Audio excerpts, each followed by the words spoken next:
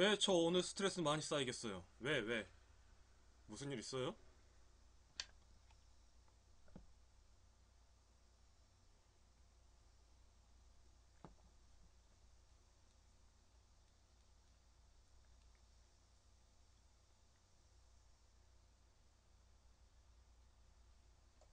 아우, 덥다, 오늘도.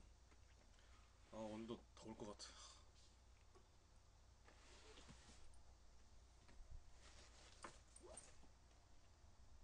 돈도 안 붙인다고.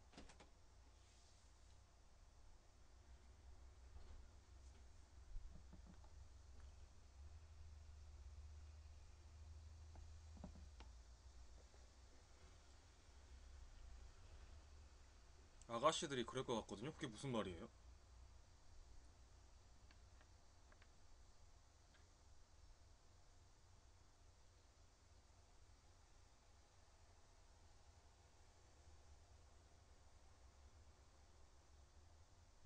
회도 잘 안 먹는데? 도대체 무슨 말이야, 그게. 돈은 누가 안 붙인다고 그랬고, 아가씨들이 그럴 것 같다는 게 무슨 말이에요?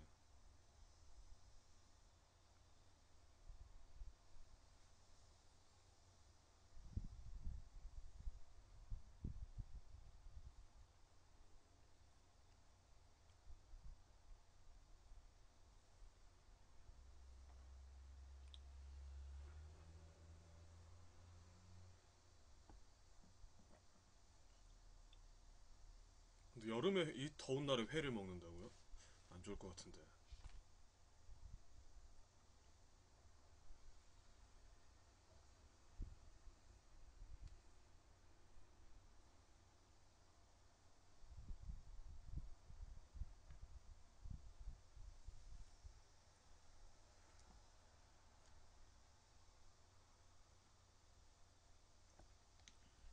뭐, 회를 먹기로 했는데, 누가 돈을 안 붙여주기로 한 거예요?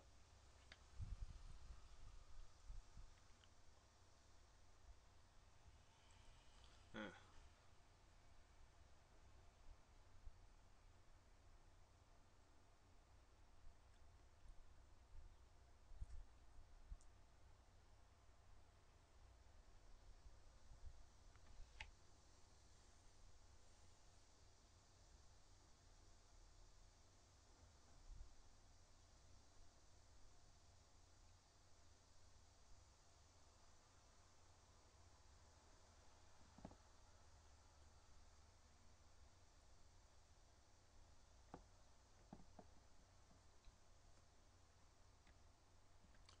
네, 말씀해 주세요.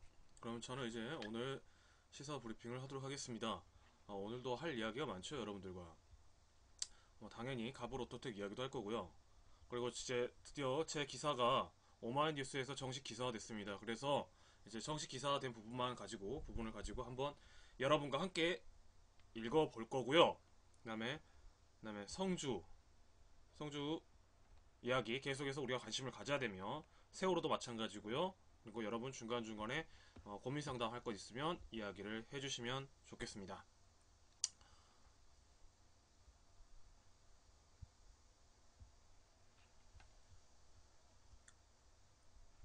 아마 여러분과 제가 초고는 같이 읽었던 것 같아요. 그런데 이제 이게 정식 기사가 됐으니까요.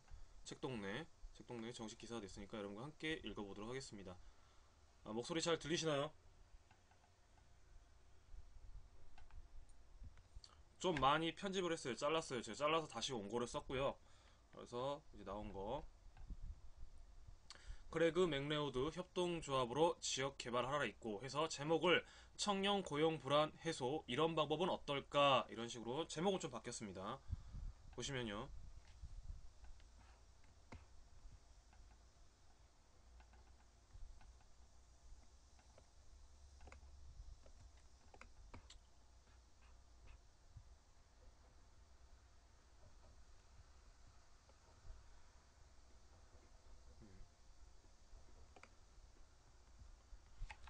최근 김재동 씨의 성주 연설을 보시나요, 화면이? 네. 최근 김재동 씨의 성주 연설을 유튜브를 통해 봤다. 나름 수험서로나마 헌법을 배웠지만 김재동 씨처럼 말할 수 없다는데 묘한 열등감도 들었다. 무엇을 위해서 공부를 했을까?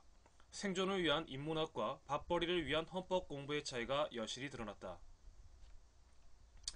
지역에서 청년운동을 하며 안정적인 수입이라는 프레임을 깨야 청년 문제의 본질이 보인다고 주장하고 다니면서 여전히 그 대안을 마련하지 못하고 있었다. 그러던 중 한 책과 인연이 닿았다. 카톨릭 신부이자 철학자, 사회활동가인 그레그 맥레오드의 협동조합으로 지역 개발하라는 책이었다. 2008년 시작된 세계공황이 지속되어 2012년 현재에도 세계 전역이 어려움을 겪고 있다. 스페인의 실업률은 25%에 육박했지만 스페인 북부 몬드라곤 계곡의 작은 마을에서는 수천 명의 사람들이 몬드라곤 협동조합에서 계속 일하고 있다. 몬드라곤 협동조합은 세계 대기업들처럼 17개국에서 8만여 명의 고용을 창출하고 200억이 넘는 매출을 올리고 있지만 협동조합의 형태를 취하고 있다. 몬드라곤은 이미 협동조합의 대명사가 되었음에도 불구하고 우리에게 익숙한 내용은 아니었다. 우선 협동조합의 개념부터가 생소하였고 어떻게 이것이 작동되는지, 궁극의 고용 불안과 적정선의 수입이 보장되어 운영되는 것인지, 대규모 자금 중심의 지금은 산업체제에서 이러한 조합의 생존 전략은 무엇인지 등등 수많은 질문들이 꼬리에 꼬리를 물었다. 특히 이것이 지식으로서가 아니라 내가 사는 지역에 어떻게 적용할까를 두고는 많은 고민을 하여야 했다. 협동조합이란 단순한 법적 구조가 아니라 경제, 사회 철학이다. 인간이 무엇인지, 지역사회가 무엇인지 이해하는 방법이다. 경영진이든 가게 점원이든 상관없이 단체의 구성원들 간의 긍정적인 관계를 형성하는 것이다. 최근 가불 오토텍 사건을 기사로 목도하면서 이 사안을 누군가의 밥벌이에 관한 이해득실로만 볼 게 아니라 인간이란 무엇이고 국가라는 것은 무엇인지, 그리고 대한민국의 인권이라는 것이 과연 존재하는 것인지 자문답한 경험이 있다. 저자는 관찰자들은 흔히 몬드라곤에서 비법을 찾으려 한다. 기계적으로 적용될 수 있는 기법 또는 일부 재정 지원 체계 측면을 중심으로 그릇된 영역에서 분석을 진행하고 있는 것이 일반적이다. 해답은 가치체계라고 할 수 있는 범주 안에서 발견된다. 그것은 우리가 우리 자신과 우리 사회를 어떻게 이해하고 있는가에 관한 것이라고 말한다. 상업회사법인의 이상적 모형은 공공재를 위해 효율적이며 생산적인 것이어야 하고 인간적으로 작동되어 근로의 경험이 근로자의 긍정적 발전을 돕게 하는 것이어야 했다. 이러한 변증법적인 긴장과 모순의 결과는 개인과 사회의 진보를 창출하는 긍정적인 종합 노력의 결과라고 할 수 있을 것이다. 흔히 상투적으로 사용하는 가족의식, 주인의식의 진짜 개념이 여기에서 나온다. 근로자에게 가족 개념과 주인 개념을 주입해봤자 나는 월급쟁이일 뿐이라는 일종의 선긋기는 뻔한 결과이다. 그럼에도 불구하고 아직까지 거짓 유대를 진짜처럼 요구한다. 하지만 협동조합에서 인간적이다는 것은 거짓 없는 연대를 말하고 풀뿌리 네트워크의 공존을 이야기하는 것이다. 말이 조금 어려운 것 같다. 조금 더 설명하자면 다음과 같다. 자금이 탄탄한 한 사람의 오너가 수십 명 혹은 수백 명의 부하 직원을 두는 수직적 관료의 모형의 회사가 아닌 그들 각자가 물질적 혹은 재능을 근로로 환원함으로써 협동조합은 수평적 네트워크를 가진다. 더 쉽게 말하자면 그룹 회장이 출근한다고 해서 인사를 90도로 할 필요가 없다는 이야기다. 군대식의 계급제가 아니다 보니 의사표현 면에서도 좀 더 자유롭다. 근로 환경 면에서도 다채로운 이야기가 오고 갈 수 있다. 그러다 보면 창의적 아이디어를 좀 더 많이 공유할 수 있다. 그런 의미에서 본다면 근로자 개인의 긍정적인 발전과 더불어 개인과 사회의 진보를 창출하는 열매도 맺게 된다는 내용이다. 특정 서클 내부에는 주택협동조합과 접촉 경험이 있었으며 건설업계에서 일해본 연장자 학생이 한 명 있었다. 결국 그의 헌신적인 토론 참여로 이 그룹의 구성원들은 지역에 돌아가 주택사업을 개발하겠다는 발상을 하게 되었다. 이 그룹에서 경영학을 공부한 청년과 함께 바르셀로나에서 공부한 적이 있는 젊은 건축가도 참여하고 있었다. 이러한 각자의 전문성을 바탕으로 구성원들은 프로젝트를 시작할 수 있게 되었다. 주택건설뿐이겠는가? 청년 네트워크의 시작이기도 하다. 우리나라 현실에서 당군 아래 가장 공부를 많이 한 세대가 바로 2030 세대이다. 그들의 지식을 돈으로 환원하자면 셀 수 없는 가치일 것이다. 똑같이 공무원 시험을 강요할 것이 아니라 이 친구들의 창의적인 생각과 기성세들의 경험을 더하는 방식은 어떨까? 새로운 조합의 탄생이자 유통 방향의 모색이 될 수도 있을 것이다. 극단적으로 말해 주어진 자료를 활용하는 인적 네트워크의 탄생이고 이것에서부터 협동조합을 시작하게 되는 것이다. 가장 어려운 것은 이윤을 창출하게 만들어줄 경영에 있다. 협동조합은 전통적인 경영 방식과는 차이가 있을 수밖에 없다. 왜냐하면 전통적 경영이란 CEO에 집중이 되어 있지만 협동조합은 분산되어 있다. 그렇다 보니 책임 소재에 있어 정확한 분별이 어려운 점도 있다. 그렇기 때문에 협동조합에 대한 연구는 지금도 현재 진행형이고 무턱대고 도전하라고만 할 수도 없다. 하지만 협동조합의 본질이 참여인 만큼 다각적인 사람들의 지성이 모이면 해결할 고리도 분명히 존재할 것이다. 승자 독식의 게임하면 머물러 청년들 스스로 가혹한 책찍질을 스스로에게 계속할지 아니면 다른 대안을 연대하여 모색할지는 본인의 선택에 달렸을 것이다. 이런 말이 있다. 빨리 가려면 혼자서 가고 멀리 가려면 함께 가라. 2030 세대의 고용 불안을 해결하는 실마리를 제공하는 말이지 않을까. 뭐 이런 내용입니다.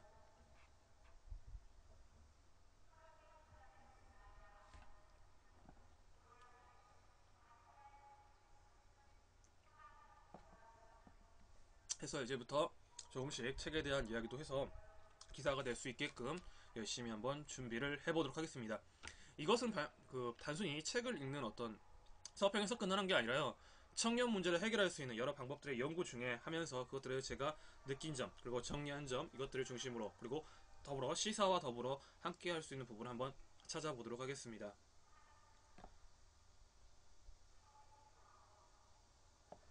우리가 할 이야기가 많잖아요.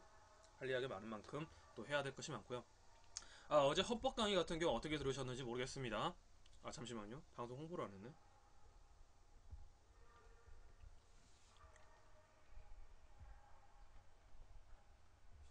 잠깐만요.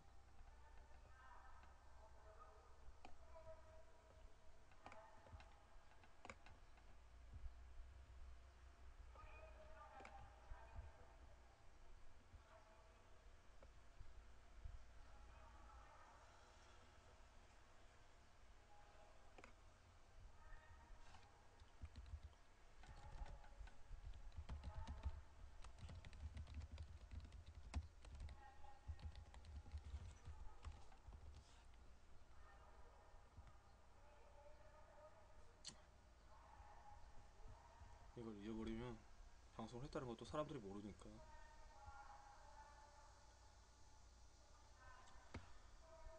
정말 할 일이 많죠, 우리가.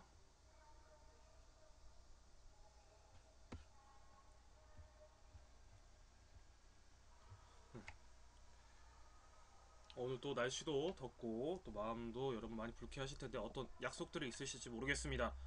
저는 오늘 하루 종일 이제 또 작업을 해야 될 것 같아요. 작업이라니까 이상하게 생각하지 마시고요. 원고 작업과 또 책을 좀 읽어서 정리할 것도 있고 뭐 이러저러한 일이 있습니다.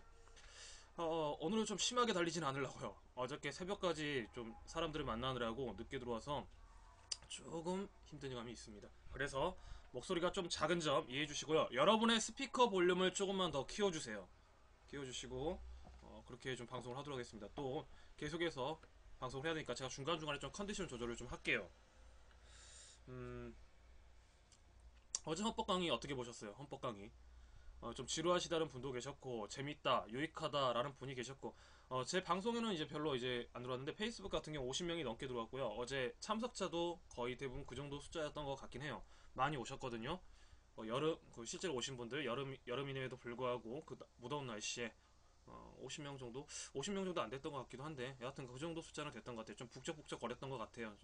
많은 사람들이 오셔서 헌법 강의를 들었고 우리가 또 민주공화국이다라는 말 김재동 씨가 했던 그 말을 비추어서 이제 또 최재희 선생님이 그거에 대한 해석도 해주셨고요. 여러 가지 뭐 민주공화국이다는 1조 1항부터 해서 아마 제가 설명할 때는 10조 공무원은 정치적 중립의 의무를 보장한다 뭐 이런 거 있잖아요. 거기까지 아마 했던 것 같아요. 정확하게 지금 기억이 안 나는데 정리를 했던 그 제가 연습장을 도서관에다가 두고 와버렸어요. 그래서 오늘은 아무래도 그냥 이야기를 하게 되는데 아마 곧 찾아서 여러분과 함께 또 정리를 해서 또 이야기를 하도록 하겠습니다.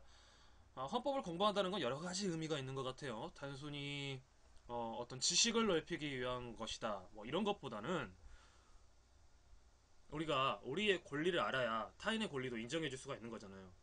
그렇잖아요. 그리고 그 권리가 무시당했을 때 어디에서 내 권리가 무시당했는지, 그리고 나의 권리의 기본적인 원칙은 어디에 있는 건지 이걸 알아야 청년 문제도 그렇고 기본적인 생활에 있어서도 다른 사람한테 유린당하지 않는 것. 그러니까 다른 사람이라 하면 이제 지배층들, 정치적 지배층들한테 함부로 이용당하지 않고 휘둘리지 않는다라는 것을 알기 위해서라도 헌법은 배워야 된다. 하지만 법을 배우면서 제가 느끼는 것이 하나가 있어요. 뭐냐, 법률 용어를 좀 순화해야 된다. 이 순화 운동을 예전부터 이제 국어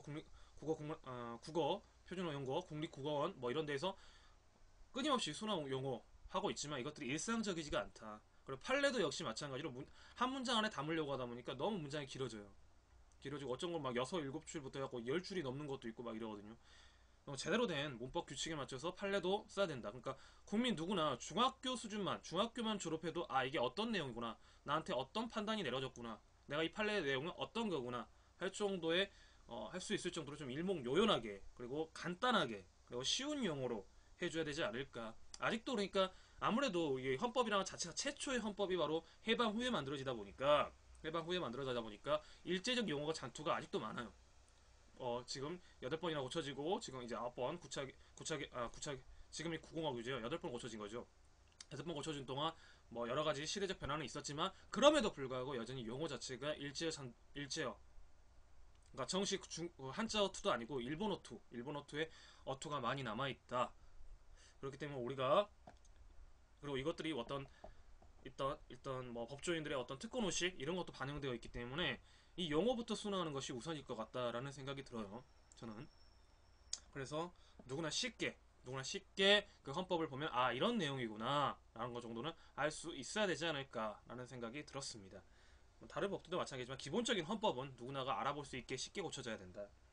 용어가 좀 순화돼야 된다 라는 생각을 하게 되었습니다. 내용이 좀 딱딱하죠. 지루하시고. 하지만 우리가 이 지루하다고 해서 멀리 할 수는 없는 거잖아요. 아까도 말씀드렸지만 지루하다고 해서 멀리 할 수 있는 게 아니라, 아까도 말씀드렸듯이 멀리 가려면 이 지루함도 참고 이런 것이 있다 하고 습득을 해야 되지 않을까 싶습니다. 네, 1780님 반갑습니다. 1780님 반갑습니다. 여러 가지 이야기를 계속해서 하고 있는데요. 더운 여름날 어떻게 지내시는지 모르겠습니다. 이렇게 여름에도 불구하고 휴가철에도 불구하고 이런 주말에 찾아와 주셔서 정말 감사합니다. 계속해서 뉴스를 좀 보면요.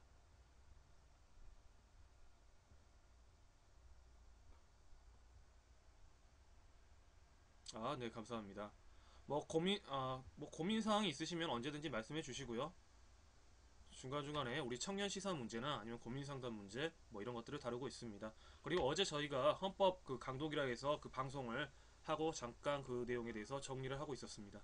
반갑습니다. 저희 방송은 언제 9시부터 12시까지 하고 있고요. 네.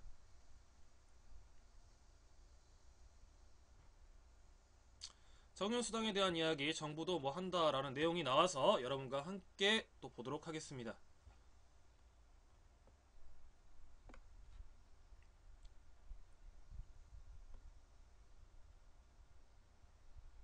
정부도 청년수당 취업 패키지 참여된 60만원 뭐 이렇게 돼 있는데, 이거에 대해서 이제 일각에서 말들이 많죠. 지금 고용노동부와 청년희망재단이 정부의 취업 지원 프로그램에 참여하는 취업 준비생에게 면접비와 교통비 등 최대 60만 원의 현금 수당을 지급하기로 했다. 이 말은 무슨 말이에요? 60만 원을 다 주겠다는 게 아닙니다. 각자 차등해서 주겠는데, 그러니까 누구는 60만 원까지 받는 사람이 있는 거고, 누구는 뭐 40만 원까지 받는 사람이 있는 거고, 이렇게 한다는 거죠. 최대 60만 원을 보장한다는 말입니다. 말 억양이 좀 뉘앙스가 그렇죠. 여기서부터 약간 이야기가 좀 있죠. 최근 청년들의 지지를 받고 있는 서울시 청년수당과 닮은 정부 차원의 대응책이다. 그러니까 이걸 두고 이제 사람들이 일명 짝퉁이다라고 이야기를 하고 있습니다. 고용부는 취업 지원 프로그램과 수당을 함께 받는 것이 청년 입장에서도 더 유리하고 실질적인 취업 지원책이 된다며 청년 수당과는 다르다고 강조했다. 일종의 선긋기를 한 거죠. 서울시는 정부가 청년수당 사업 원리를 받아들였다며 보건복지부에 청년수당 직권 취소 처분 처리를 요구하고 나섰다. 그러니까 우리하고 똑같다, 똑같지 않느냐 이거죠. 그럼 이것을 정부에서 말한 보편적 복지이냐? 또 그렇지도 않죠. 고용부는 11일 청년희망재단과 공동 마련한 취업 성공 패키지 참여 청년 지원 취업 협력 방안을 발표했다. 이름도 좀 어렵죠. 취업 성공 패키지는 34세 미만 미취업 청년과, 그러니까 연령대를 좀 더 넓혔네요. 서울시가 했던 청년 수당을 줬던 연령층보다는 조금 더 넓혔습니다. 저소득 중장년의 취업 훈련을 지원하는 정부 서비스다. 참여자는 취업 상담을 받고 취업 활동 계획을 수립하고, 이게 1단계고, 직업 프로그램에서 참여하는 훈련 기간 2단계는 일정액의 수당을 지급받는다. 그러나 훈련을 마친 후 취업을 준비하는 3단계 알선 기간에는 별도의 지원이 없다. 그러니까 단계별로 지금 무슨 활동을 한다는 거죠. 첫 번째는 뭐라고 그랬어요? 첫 번째는 취업 상담을 받고 취업 활동 계획을 수립한다. 그러니까 일종의 기획서를 써야 된다는 거죠. 기획서를 쓰고, 두 번째 이제 훈련 기간에 따라서 일정액의 수당을 지급받는데, 그때 이제 최대 60만 원까지 받는다는 거죠. 그리고 훈련을 마치고 취업을 준비하는 3단계는 3단계 알선 기간에, 그러니까 어떤 기관과 기관을 연결해 줄 때는 별도의 그 수당 지원이 없다. 그러니까 청년이 돈을 받을 수 있는 단계는 몇 단계다? 2단계 때 받는다.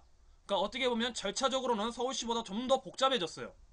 뭔가 좀 더 복잡해진 것 같아요, 느낌이. 정부는 이에 3단계 참여자에게 1인당 월 최대 20만원씩, 칠판국수님 오랜만입니다. 1인당 월 최대 20만원씩 3개월간 모두 60만원. 1인당 월 최대 20만원씩. 그래서 최대 60만원 한도다. 그러면 서울시보다도 돈을 적게 주는 거네요. 그쵸? 3개월간 모두 60만원 한도 내에서 취업을 위해 옷을 빌리거나 사진을 찍고 다른 시도에서 구직 활동을 하는 비용 등을 모두 실비로 지원하기로 했다. 저소득층과 취업 성공 패키지 1, 2단계에서 취업 의지가 확인된 청년 등, 이 취업 의지가 확인됐다는 걸 어떻게 확인하는지는 잘 모르겠습니다만, 그러니까 1단계 자신의 그 취업 기획서죠. 이 취업 계획서가 성공을 하면 2단계에서 주는 돈이 20만원 정도고, 한 달에 20만원 정도고, 이걸 3개월까지 해서 최대 60만원 준다라는 말이겠죠. 청년들 2만 4천 명을 지원한다. 구체적인 지급 기준과 방식, 대상 등은 이달 말까지 확정해 다음 달 초부터 시행할 계획이다. 재원은 정부 예산이 아닌 청년 희망 펀드에 조성된 1,438억 원연의 기금이다. 그러니까 정부는 이번 방안이 취업 지원 훈련 프로그램의 한계를 보완한 것으로 청년에게 현금만 지원하는 서울시의 청년 수당보다 유용하다고 강조하면서 서울시도 참여하라고 요청했다. 여러분 생각은 어떠세요? 이게 유용해 보일까요? 자, 50만원을 주는 게 청년한테 유익할까요? 아니면 최대 60만원이라고 해서 이렇게 단계별로 설정하고 20만원씩 이렇게 주는 게 유용할까요? 뭐 저산모사인 계획일 수도 있겠지만,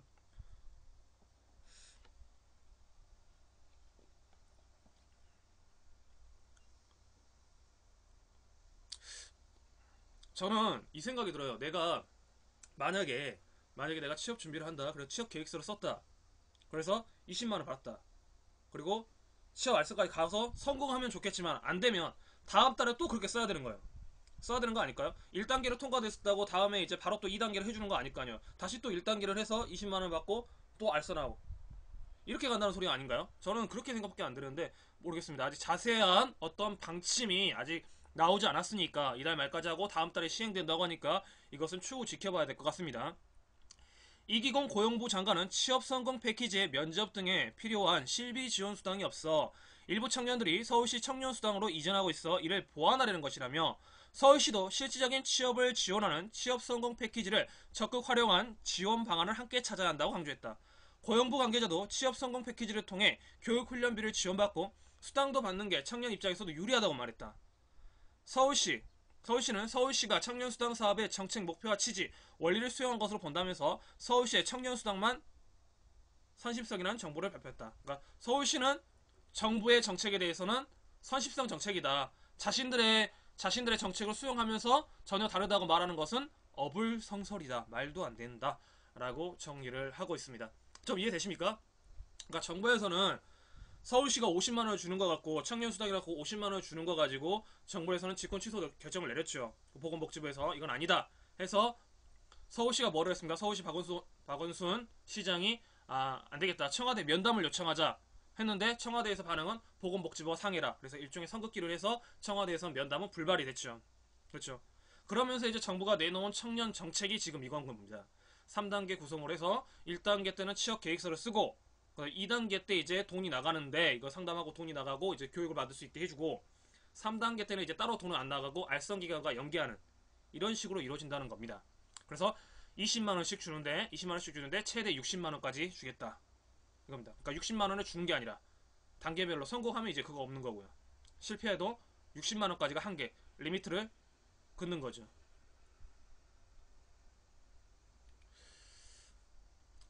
많은 청년들을 포섭한다는 건 아무래도 서울시 정책보다는 긍정적인 방향은 있습니다. 하지만 이것이 처음 정부에서 말한 그 보편적 복지, 그러니까 서울시의 정책을 비판했던 어떤 그런 것들인가? 저는 그렇게 생각이 되지 않거든요. 그렇게 생각이 들진 않는데 잘 모르겠습니다. 아직은 좀 더 추이를 지켜봐야 되는데 그냥 다른 사람들이 말한 것처럼 약간 짝퉁이 냄새가 나요. 서울시 정책을 좀 일부 수용하면서 뭐 새롭다라고 말하는데 전혀 새로운 느낌이 들지 않습니다. 저만 그런 걸까요? 저만 그런 건지 잘 모르겠습니다. 일단은 추후를 우리가 지켜봐야 되겠다. 가장 중요한 건 청년 갖고 제발 장난치지 말아달라는 거. 이런 생각이 듭니다.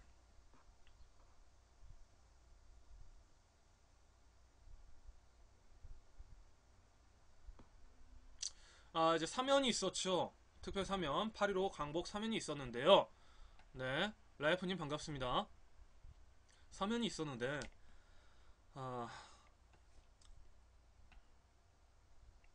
이와 관련된 노컷 뉴스 먼저 보시고요. YTN 뉴스까지 쭉 연달아 한번 살펴보도록 하겠습니다. 말이 좀 빠르죠? 조금만 더 천천히 하도록 하겠습니다.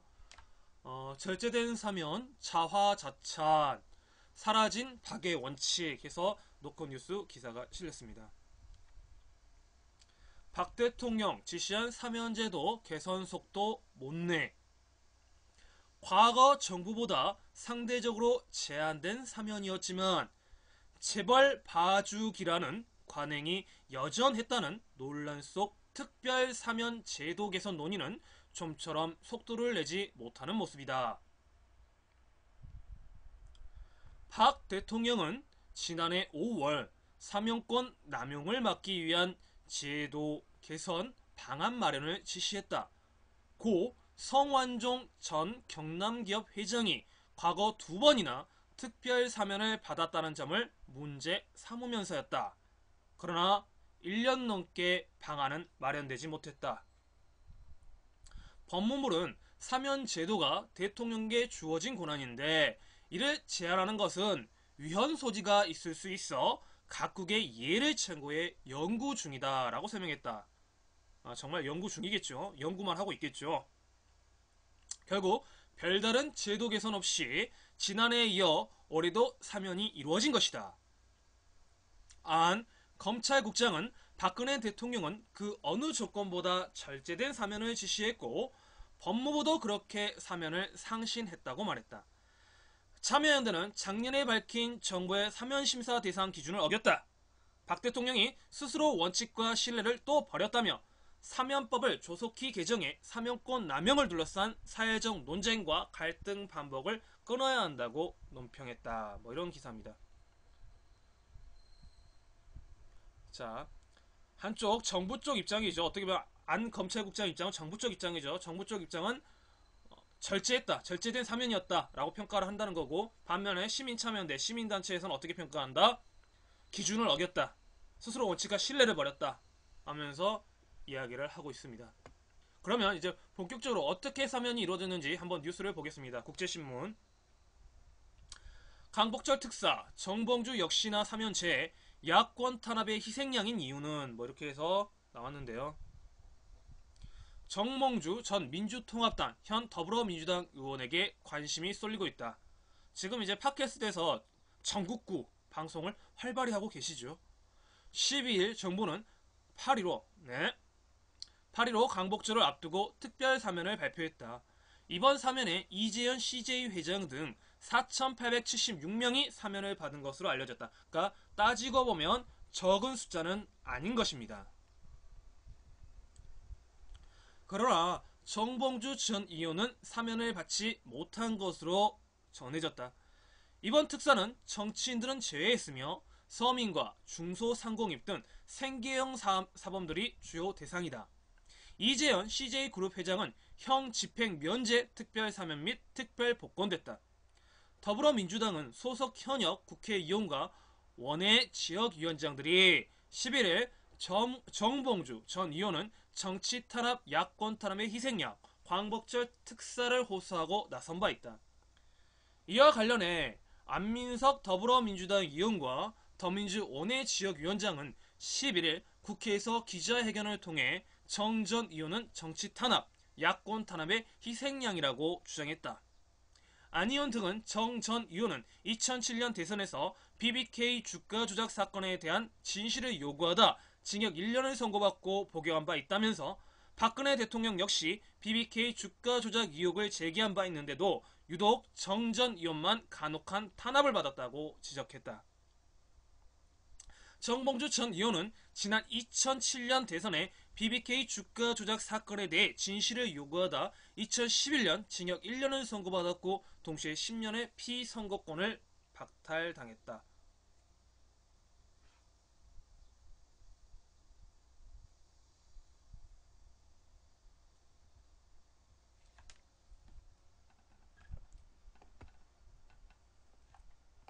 잠시만요.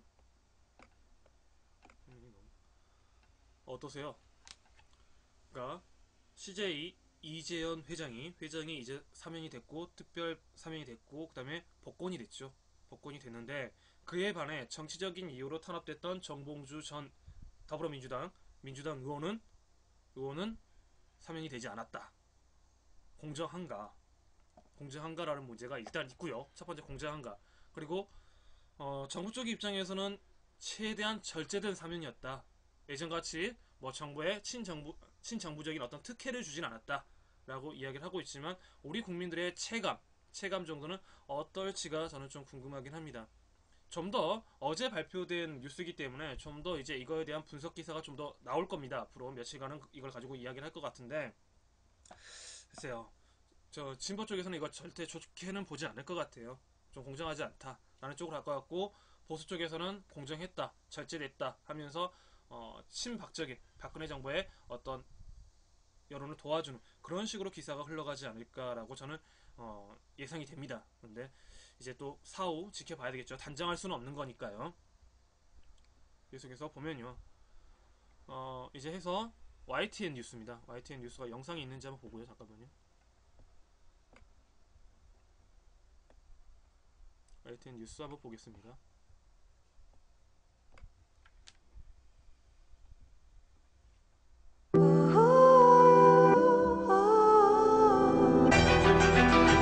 유러피안 퍼퓸으로 이번 특별 사면에도 정치인은 포함되지 않았습니다. 재벌 총수에게도 엄격한 잣대를 들이댔다는 평가가 나오는데요. 배경이 뭘까요? 홍선기 기자가 짚어봤습니다.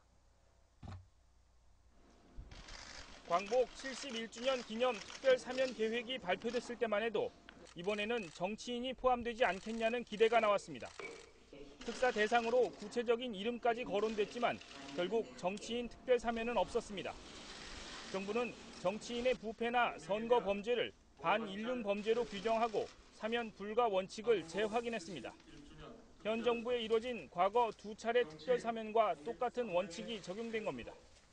정치인, 공직자의 부패 범죄, 선거 범죄, 국민의 안전과 생명을 침해하는 강력 범죄, 아동 학대 등 반인륜 범죄를 경제인 특별 사면도 사실상 중소기업인으로 제한했습니다.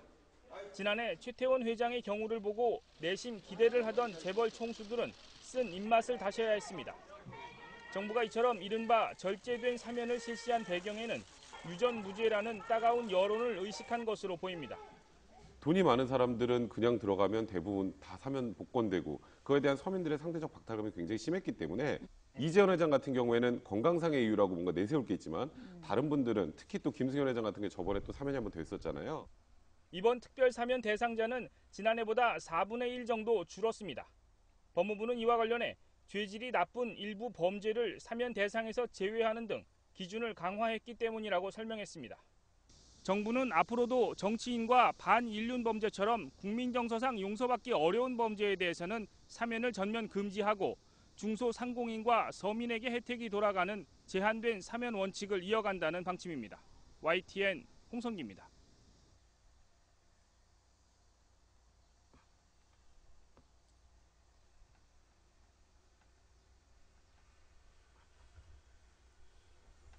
네, 변호사님의 어떤 입장 빼고는 방송 구성이 어떻다고 보세요? 지금 제가 봤을 때 약간 편파적이다라는 생각이 들거든요.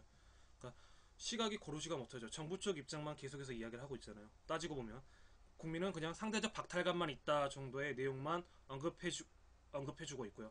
지금 현재 언론 수준이 이렇다. 어떠한 사건이 일어나면 거의 대부분 정부 대변인 역할을 해줘버린다. 그렇기 때문에 이제 사람들이 그 부분 이제 진보 매체, 인터넷상에 있는 진보 매체를 많이 찾을 수밖에 없게 되는데 까닭이 참 이런 거 보면 답답합니다. 자, 텔레비 보면 우리가 공정하게 뉴스를 접해야 되는데 이런 식으로 정보를 전달해주고 있구나 라는 생각이 일단 들었고요. 균형된 시각은 아니었죠. 여러분도 보시다시피요. 똑같은 사건인데도 불구하고 그렇기 때문에 우리가 신문을 계속해서 집중해서 봐야 될 것 같습니다.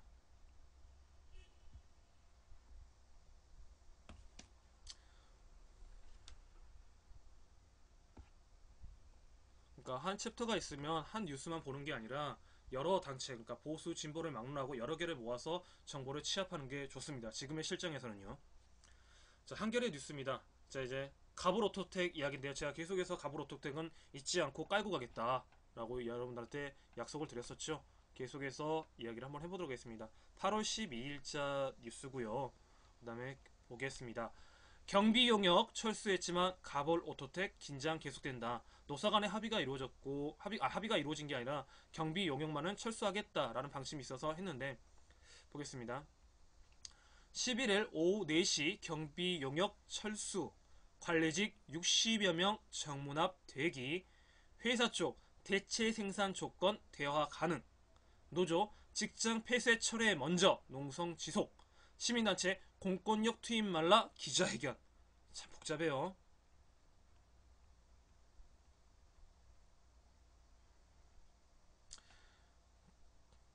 가불오토텍 회사 측이 공장에 경비 용역을 배치한 지 11일 만인 11일 경비 용역을 철수했다.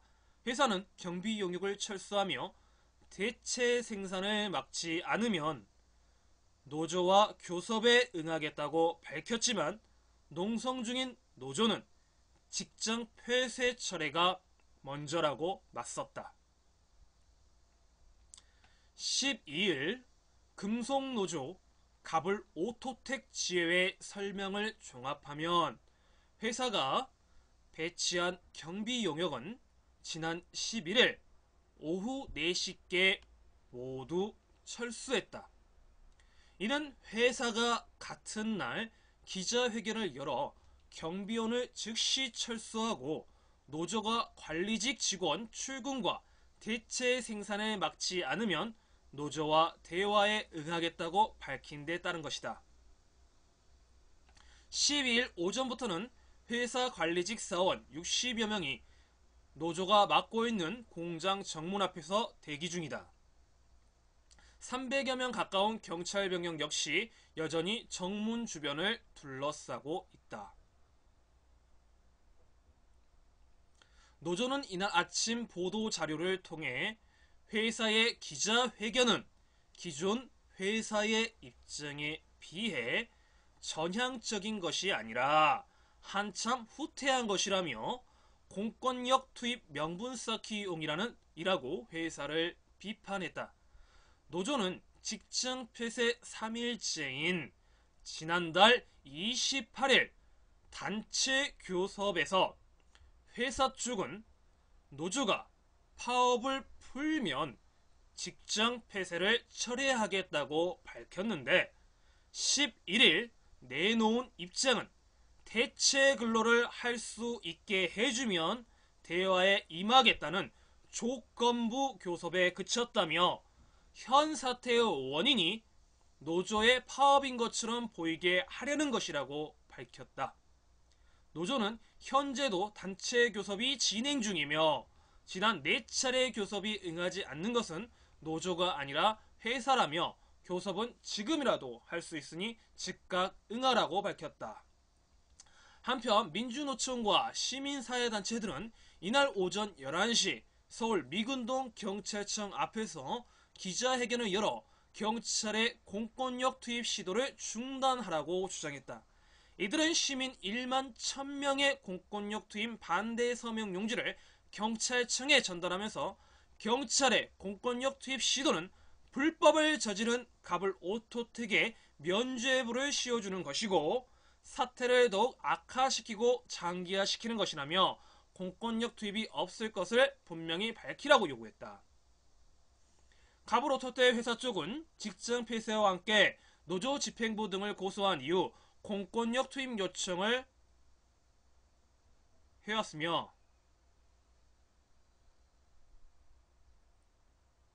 갑을오토텍 납품을 받은 현대중공업의 협력업체 직원이라 밝힌 이들도 이달 초부터 공권력 투입을 요청하는 글 40여 건을 경찰청 누리집에게 올리기도 했다. 뭐 이런 기사입니다.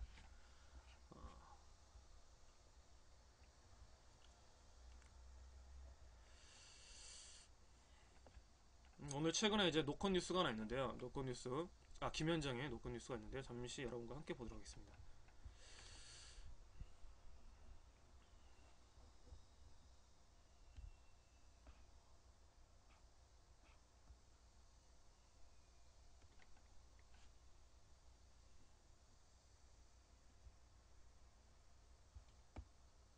노컷 뉴스와 김현정의 뉴스쇼. 항상 제가 이거 이름이 헷갈려요. 잠깐, 오늘 혹시 전봉주의 전국구에서 자신의 사면에 대한 발표가 있었던가요?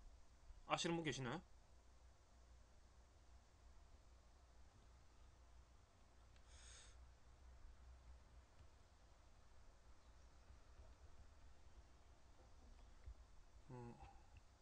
이게 분화가 안 돼 있어서 조금 느낍니다. 검찰 개혁,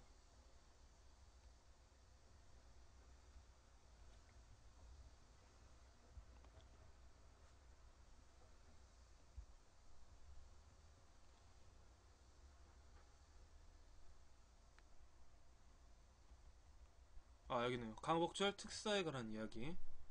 아까도 있었지만 제가 읽었던 내용인 것 같아요. 아니 난데 이게 아니었는데 뭐였지?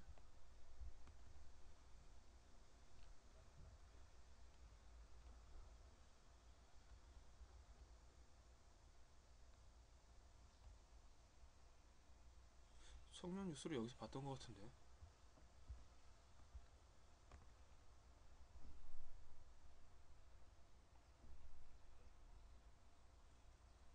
일단 오늘은 권영철의 Y뉴스 한번 들어보고 갈게요. Y뉴스.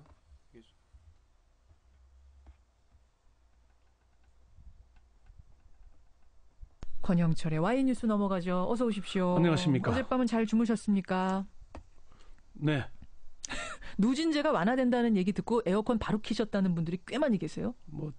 저는 그냥 잠을 잘 자는 편이긴 한데 중간에 몇 번 깨기도 했습니다. 예. 완화가 된다는 얘기를 듣고 켰는데 막상 보니까 또 그렇게 많이 완화되는 건 아니라 다시 껐다는 분도 계시고. 조삼모사 같은 거죠, 사실은. 이게 이 근본적인 근본적인 걸 해야 됩니다. 예. Y뉴스 뭐 가지고 오셨어요?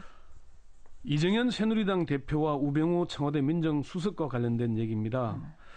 이정현 신임 대표가 된 뒤에 우병우 민정수석에 대해서 아무런 언급을 하지 않고 있죠. 예. 당대표 경선 과정에서는 본인이나 정부, 여당 모두에게 큰 심적 부담인 것은 사실이다. 이렇게 사퇴 가능성에 무게를 실었던 것과는 좀 대조적입니다. 그래서 이정현 대표 왜 우병우 민정수석 문제 언급도 안 하나 이렇게 주제를 정해봤습니다. 왜 우병우 민정수석 문제는 대표가 된 뒤엔 언급도 안 하나. 네. 진짜로 언급 한마디도 안 했나요? 그렇죠. 우병우 민정수석의 거취와 관련해서 공개적으로 아무런 발언도 하지 않고 있습니다. 어제 청와대 오찬에서 개각과 관련해서 개각에 대해서도 관심들이 많다. 예, 탕평 인사, 균형 인사, 능력 인사, 또 소수자에 대한 배려 인사 그런 부분에도 조금 반영이 됐으면 좋겠다 이렇게 건의를 했죠. 했습니다.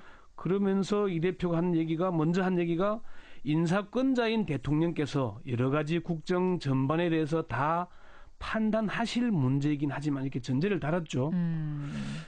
이 대표는 기자들이 우수석 거취와 관련해 건의할 거냐 물으면은 구체적인 답변을 하지 않고 빠져나갑니다. 빠져나가요. 예, 그렇게 하고 있습니다. 근데 사실은 당대표 경선 과정에서는 경질의 필요성을 얘기하지 않았습니까? 이정현 대표? 구체적으로 경질의 가능성에 대해서 얘기는 하지 않고요. 아까 앞서 말씀드렸던 대로 정부 여당에 부담스럽다는 발언이 최고 수위였습니다. 가장 세게 말한 게 부담스럽다 정도였어요? 이정현 대표가 경선 과정에서 7월 22일 언론 인터뷰에서는 부담스럽다. 그렇지만 본인이 아니라고 하니 어느 정도 지켜보는 것이 순서다 이렇게 얘기를 했고요. 우수석이 아니라고 하니. 네. 7월 25일 언론 인터뷰에서는 봉급 생활자, 영세 자영업자 이런 사람들 입장에서 봤을 때 1,300억 원이 넘는 그러한 거래. 부정이 있었든 없었든 또는 거기에 부적절함이 있었든 없었든 액수 자체가 일반인들은 상상할 수도 없는 그런 액수다. 저를 포함해서 많은 사람들이 당황하게 되는 것이다. 이렇게 얘기를 했고요. 7월 29일 당대표 후보자 첫 TV 토론회 열렸죠. 그때는 지금은 진위를 가리는 것이 중요하다. 이렇게 빠져나갔습니다. 그래요. 그리고 8월 2일 한겨레신문 인터뷰에서 우수석은 오래지 않아 조사 결과가 나오고 의혹의 진위가 가려질 것이다. 그러나 본인이나 정부 여당 모두에게 큰 심적 부담이 있는 것은 사실이다. 여기까지 나온 거군요. 심적 부담이다. 그러니까 이거를 언론들이 해석하면서 사실상 경질해야 된다는 쪽으로 입장 밝혔다. 이렇게 한 거군요. 예, 뭐 그렇게 본 건데. 어쨌든 이런 입장이라면 지금 대표가 됐으니 우수석 교체 건의하는 게 맞는 거 아닌가요? 사실 그게 옳다고 보는 순서대로 겁니다. 본다면, 순위로 본다면. 그렇습니다. 근데 왜 정말 되고 나서 많은 말들을 쏟아냈는데 이 부분에 대해서는 언급이 없을까요? 어제 대통령과 25분간 독대하는 자리가 있었지 않습니까? 그 자리에서 교체의 필요성을 언급했는지 여부는 아직 확인이 되지 않고 있습니다. 독대 자리. 이 대표가 우수석에 대해서 공개적으로 교체를 언급하지 않는 첫 번째 이유는 박 대통령의 복심이기 때문입니다. 시사평론가인 유창선 박사는 우병우 거취 얘기는 박 대통령에게 부담을 주는 거니까 안 꺼내는 것일 거다. 박 대통령의 의중을 읽으니까 안 꺼내는 것 아니겠냐. 박 대통령 마음을 아는데 이걸 꺼내겠느냐? 그러니까 복심으로 불리는 거다. 꺼내면 그게 서로에게 부담이잖아요. 꺼내는 순간. 두 번째는요? 대통령이 인사권자이기 때문입니다. 개각에 대해서 언급을 하면서 인사권자인 대통령 이것저것 얘기를 했잖아요. 그런데 내각의 교체하는 문제는 국회가 인사청문회도 해야 되고 당에서 입각을 할 수도 있잖아요.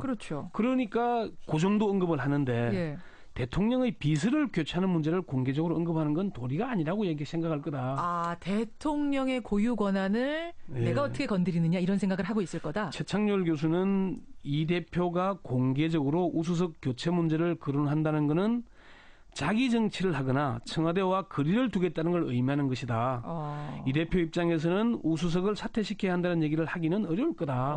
그렇게 얘기했습니다. 세 번째 뭐죠?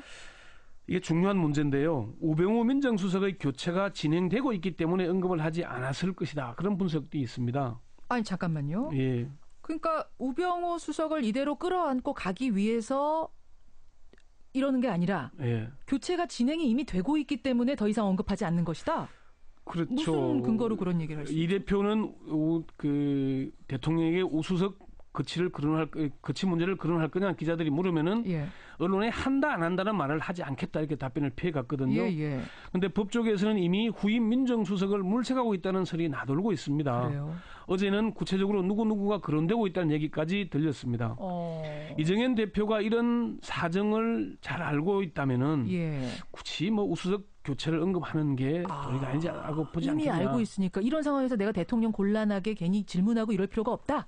어제 국민의당 박지원 비대위원장은 이정현 대표 어제 신임 이사차 방문했잖아요. 우수석이 교체될 것이라는 언질은 없었지만은 우병우 수석의 교체를 꼭 건의해야 한다는 말에 긍정적인 반응을 보였다. 이렇게 얘기를 했습니다. 그러면은 진짜로 우병우 민정수석 교체되는 거예요, 조만간? 조만간 있을 개각과 함께 교체될 가능성이 높다는 게 정치권과 법조계의 지금 관측들입니다. 그렇군요. 우병우 수석은 새누리당 대표 경선에 나섰던 후보들이 교체해야 한다고 공개적으로 거론할 만큼 이미 청와대나 여당에 부담이 되고 있지 되고 않습니까? 있죠. 정병국 의원은 TV 토론에서 일단 드러난 여러 사항만 갖고도 대통령에게 누를 끼치고 부담을 드리고 있다. 음흠. 구설수에 올라서 누를 끼쳤으면 사퇴해야 한다. 예. 시시비비는 물러난 뒤에 가려도 된다 이렇게 얘기를 했고요. 예. 주영 의원은 정무직 공무원에게 사법적 책임과 정무적 책임 두 가지가 있다. 고려할 것도 없이 즉각 사퇴해야 한다 이렇게 즉각 얘기했지 않습니까? 사퇴했습니다. 새누리당의 한 중진 정치인이 이렇게 얘기를 했습니다. 우병우 수석이 실세니문이 그렇게 거론됐지만 예. 박근혜 대통령에게는 장기판의 조례에 불과하다. 조례 불과하다. 그렇게 신임이 두텁던 남재준 전 국정원장도 하루아침에 경질됐다. 자, 그럼 저는 여기서 궁금해요. 네. 그럼 어차피 교체를 할 거라면, 네. 할 거로 마음 먹었다면 지금 국민들 분노가 얼마나 오랫동안 끓고 있었습니까? 하루 자고 나면 하루 또 다른 의혹, 또 다른 의혹. 까독까독 왜 새로운 이때 그러면 경질하지 않았을까요? 이왕 할 거면? 박근혜 대통령 스타일이 누구에게 떠밀려서 사람을 바꾸는 걸 하지 않지 않습니까?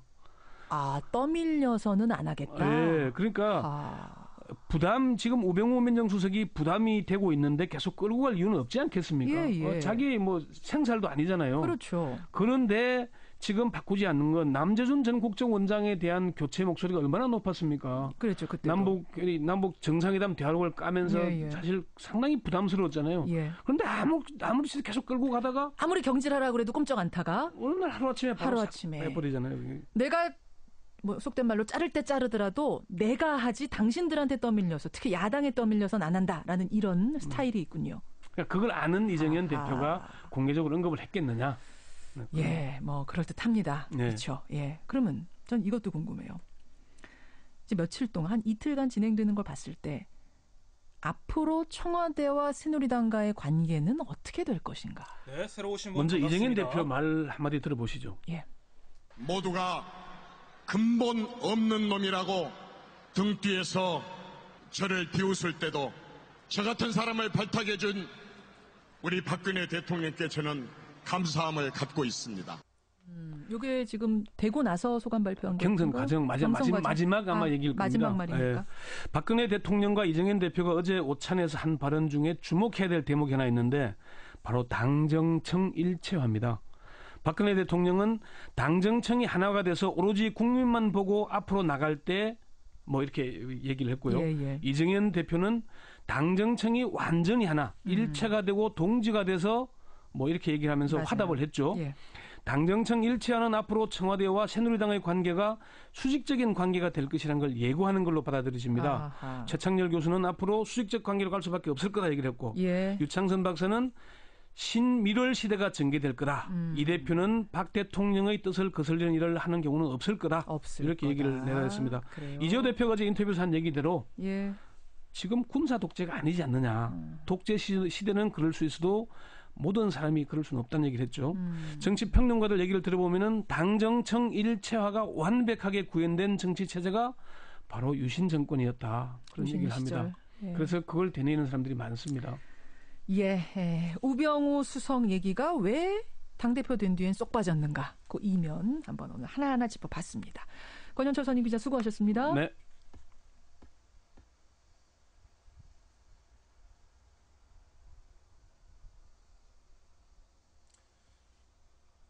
네, 이런 사정들이 있었고 우리가 또 정리할 것들이 분명히 있는 것 같습니다. 앞으로도 추후에 더 관심을 가지고 이 뉴스를 좀 더 지켜봐야 될 것 같습니다.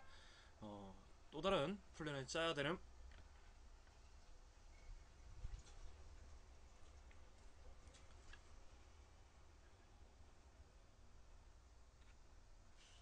그 시점이 아니겠습니까? 그렇기 때문에 너무 어렵다, 무슨 내용인지 잘 모르겠다 하고 넘어가시지 마시고요. 이거에 대해서도 우리가 관심을 가져야 된다.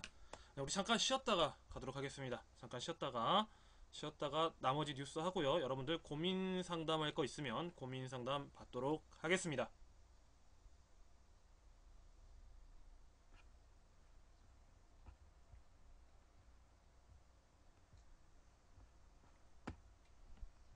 쉬면서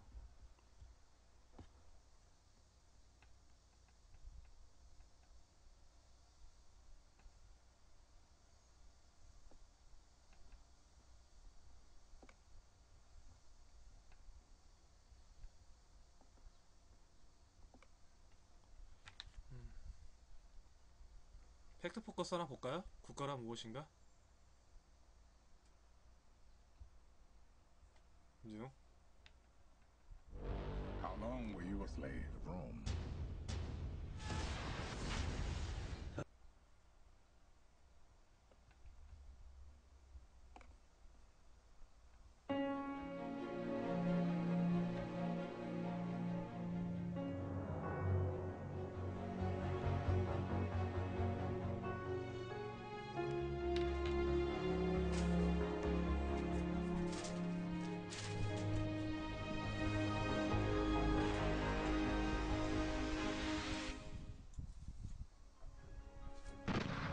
비록 그것이 정의라 할지라도, 비록 그것이 진리라 할지라도,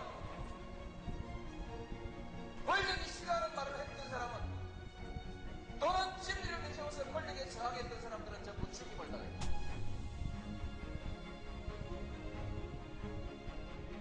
한국에서 부귀영화를 누리고자 하는 사람은 모두 권력에 줄을 서서 손바닥을 비비고 머리를 조아려야 했다.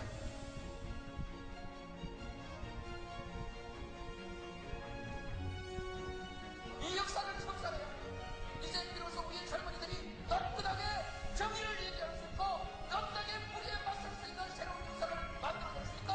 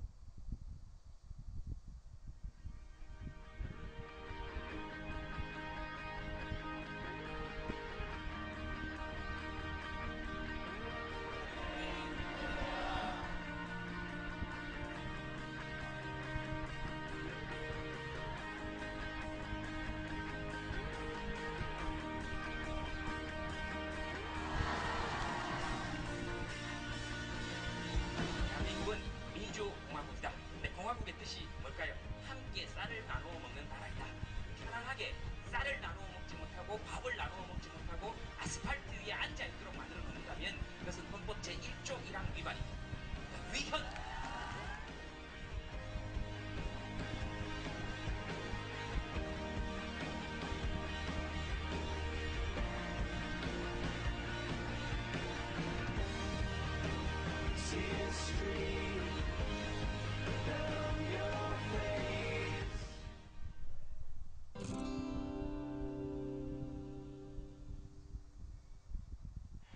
이거 더운데 다들 고생 많습니다. 말투를 들어보니까 외부 사람은 아닌 거겠죠? 여기서 반갑습니다. 저는 고향이 경북 영천이고 그래가지고 여기서 지금 차 타면 한 45분 갑니다. 저는 그렇게 생각합니다. 일단 첫째 여기 계신 어머니 아버지들이 또 애들이 날 더운데 여기 아스팔트 바닥에 나와 있도록 이렇게 나와 있도록 한 사람들이 책임을 져야 됩니다. 나와 있도록 한 사람들이 책임을 져야 됩니다. 그 다음 첫 번째, 국가 안보라는 것은 무엇인가? 국가 안보라는 것은 어떤 것인가? 우리 헌법 제1장 1조에 보면 이렇게 되어 있습니다. 대한민국은 민주공화국이다. 근데 공화국의 뜻이 뭘까요? 함께 쌀을 나누어 먹는 나라이다. 이것이 민주공화국의 원래 뜻입니다. 그러니까 사람들이 편안하게 쌀을 나누어 먹지 못하고 밥을 나누어 먹지 못하고 아스팔트 위에 앉아 있도록 만들어 놓는다면 그것은 헌법 제1조 1항 위반입니다. 그러니까 위헌. 그 다음 우리 헌법 제1조 2항에 보면 이렇게 나와 있습니다. 대한민국의 주권은 국민에게 있고 모든 권력은 국민으로부터 나온다. 이렇게 되어 있습니다. 1조 2항입니다. 그 말은 무슨 말이냐? 우리 헌법 전체를 통틀어서 권력이라는 단어는 1조 2항에 국민에게 있다 딱 한 번만 얘기하고 나머지에는 권력이라는 단어가 우리 헌법 전체에서 단 한 번도 나오지 않습니다. 전부 다 대통령의 권한, 국회의 권한, 그 다음 행정부의 권한, 사법부의 권한 이렇습니다. 그래서 권력을 가지고 있는 사람들은 오로지 국민에게만 있고 나머지는 모두 권한, 즉 국민이 가진 권력을 위임받는 한번 얘기하면 대한민국의 우리 헌법